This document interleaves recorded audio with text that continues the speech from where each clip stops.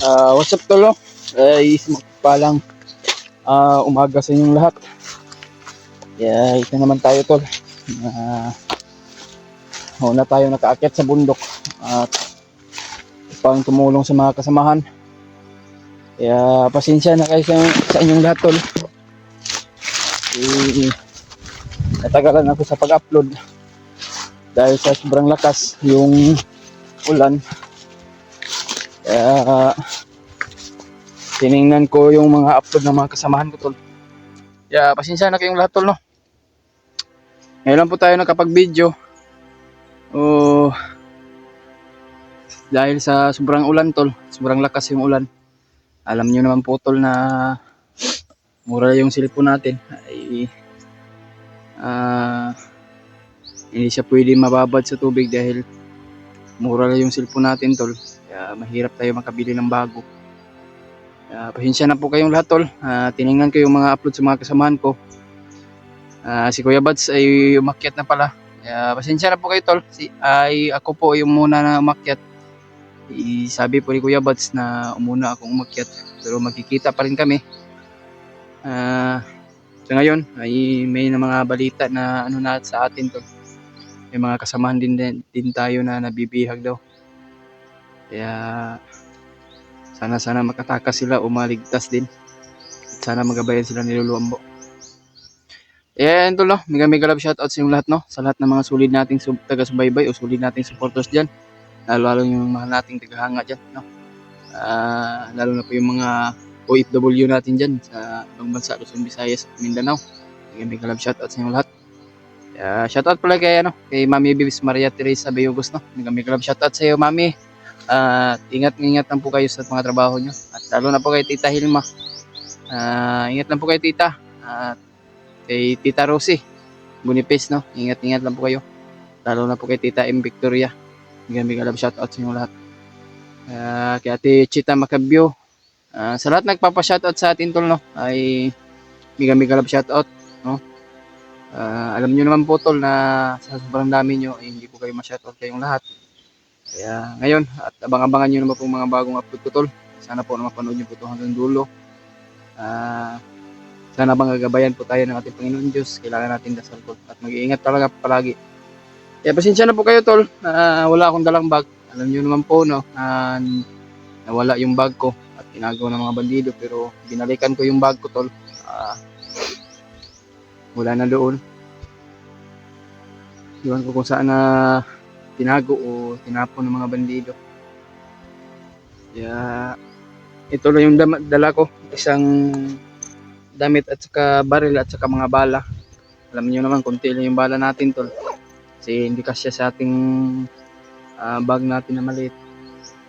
Kaya sana po na ma-share niyo ito sa mga kasamaan ko.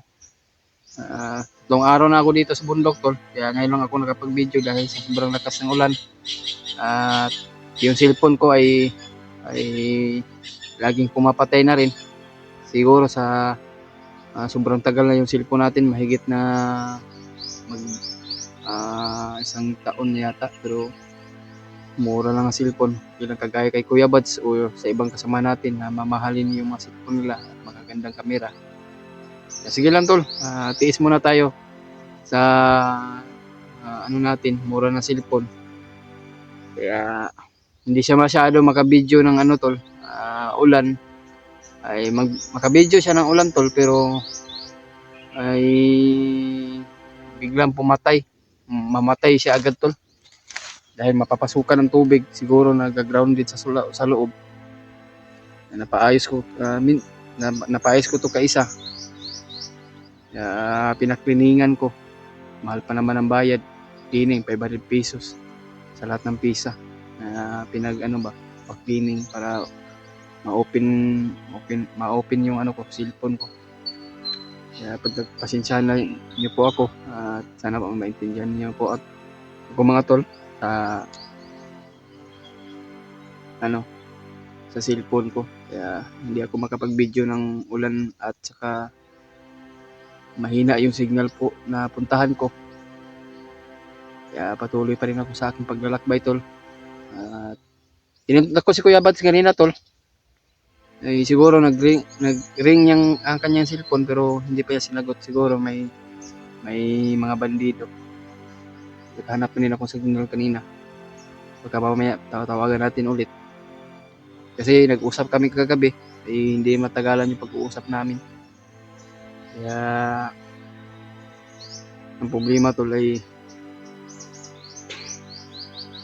marami tayong, sana masalubong natin yung kasama natin sila Kuya Rimart. Kasi maraming nagre-request sa atin, sila Dave at Janry. Mga anak nila ay matagal na sa bundok, hindi pa nakukuha. Siguro yung anak ni Dave naligtas na. Kaya anak ni Dave na lang, ay anak ni Janry na lang yung hindi pa nakuha. Kaya nakita ko sa mga upload nila. Kaya naghanap din tayo ng maayos na signal tol. Kaya wala akong dalang pagkain at naghanap ako ng saging o kahit anong prutas dito. At least na makakain tayo at malamanan yung tiyan natin para hindi tayo magkasakit o ka-ulcer. Wala tayong sapat dala ng pagkain, kahit gamot lang sana. Pero okay na lang yun. Ang ano sa atin, load lang. Upang maka-upload tayo at ma-upload kayong lahat. Yan, napapasalamat pala talaga tayo tol. Naligtas pala si Kuya Rimart. Salamat naman, nandyan si yung kanyang bayaw. Kaya nagpapasalamat tayo ng buhos kanya, naligtas si Kuya Rimart.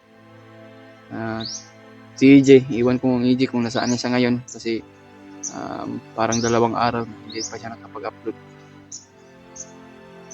Sana po tol kamustahin nyo na po sila kung ano nangyari sa kanila. At sana po na ma-chat, ma-PM nila ako upang makontak ko nila upang kung sino man po yung maano natin masalubong sa sino man kasamahan natin. May galap shoutout sa inyo lahat tol. At pasensyahan na po nyo ako. At ngayon lang po ako nakapag-video. Gawa ng paraan na dahil sa ating cellphone siguro ay naglalag yung cellphone natin. At alam nyo naman camera napaka nasaw yung camera natin. Hindi makapokus ng ano. Pag gamayang ganun, hindi siya makapokus ng mga bandido. Parang naglalag. Ulahi yung ano niya tol. Hindi sabay sa camera na magandang pagkuha. Hindi lang may awa ng Diyos tol. Siguro makakabili din tayo ng mas kagaya nila nila Kuya Rimart na cellphone. Parang matagal na yung cellphone nila tol Hindi pa na nasisira. Kasi sobrang mahal yung cellphone na. Nasa higit na 20k yata yun, 22. Hindi kagaya sa atin, tag 6,000 lang. Yan, tiniis natin. Paggamitin para sa ma-update ko kayong lahat. Nahihirapan din tayo na kung hindi natin ingatan yung cellphone natin ay masisira o wala na tayong pang-explore na pang cellphone tol. Kaya lagi ko itong inaingatan tol kahit mura man itong cellphone ko. Kaya patsensyahan na po nyo ako. Hindi ako agad na makapag-upload dahil sa sobrang lakas ng ulan. Minsan yung naka-video ako tol, kasama ko sila Maxcom at si Misteryosong Tao, ay yung cellphone ko nabasa man yun sa ulan. Kaya pinaayos ko agad kasi ay bigla na lang siya na namatay tol. Hindi na mag-open kaya nilublob ko sa bigas at hindi pa rin. Kaya pinunta ko doon sa sa shop. Pinaayos ko. Nagbayad ako ng 500 para lang maayos. Dahil sa natin kasi sobrang basa ng loob sa kanyang pisa. Hindi man mag-open tol kung mapasukan yung tubig sa ating cellphone. Hindi mag-andar. Parang grounded na yata. So, gandar yung cellphone natin pero may mga kidlap-kidlap, nagsisibing colors.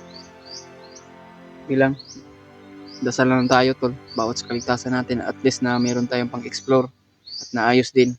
Kaya pinagdarasal ko talaga na sana hindi ito masira yung cellphone ko para tuloy-tuloy yung pag-i-explore ko tol. Kaya patuloy pa rin tayo tol, sana masalubong natin yung mga kasama natin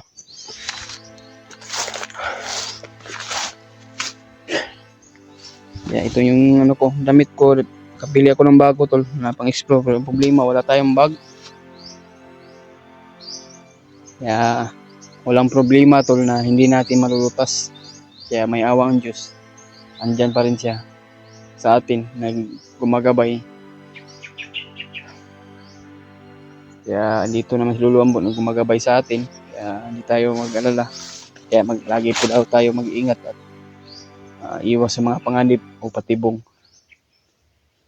Kaya pinaghahanda natin yung sarili tol. Ay yung buhay natin ay handang itaya. Pero iingat talaga tayo tol.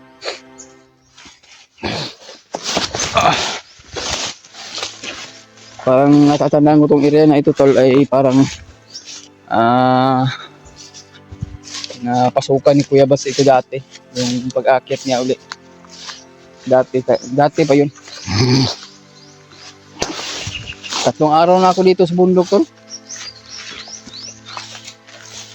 Kasi dyan tol, pag punta ka dyan, kasi natatandaan ko to itong yung area na ito. Natandaan ko to. Pag pumasok ka dyan, may pasubida na bundok dyan. Sobrang taas. Kaya pag ganun, pababa. Pataas, pababa.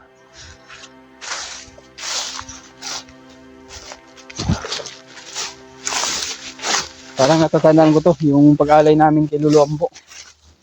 Kaya papunta sa area, sa location ni Lolo Ambo, sa aming pag-aalay. Ay natandaan, parang dito kami dumaan. Sana wala makaharang dito naman mga bandido.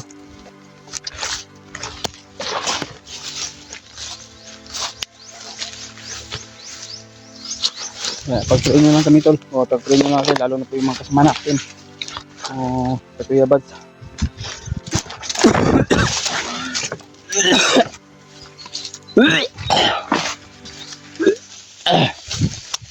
Kabuhi mo tuloy. Kaon mo sa aking kod niya. Okay ng tubig ba?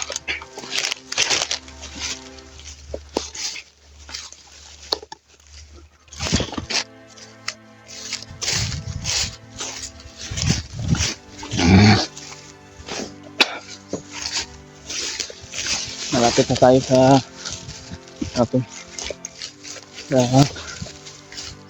area kung saan papunta si Lolo Ambo. Area ni Lolo Ambo.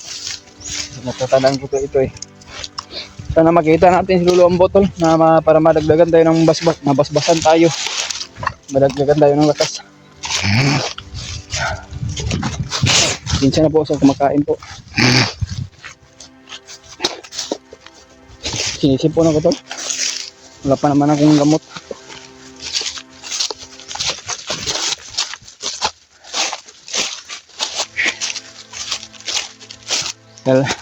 Sana po tol, na-share nyo itong video no, sa kay Kuya Bads. Sana wala makaharang dito ng mga bandido. So, kali man na may mga bandido dito ay iiwas naman ako kung marami. Pero dalawa, isa, kaya ko. Pwede ko naman magtagulilong at gamit ng silent kill. Pero palagi natin gagamitin yung tagulilong natin tol. Parang mahina yung katawan natin. Kung yun lang yung palagi natin gagamitin. Kaya silent kill at tayo, baril. Pinapantay-pantay natin yung lakas natin upang gagamitin sa kibakbakan sa mga kalaban. Alam niyo naman na pag-rescue kay Master J ay nagagamit natin. Kaya sana makita natin Lolo para madagdagan tayo ng lakas.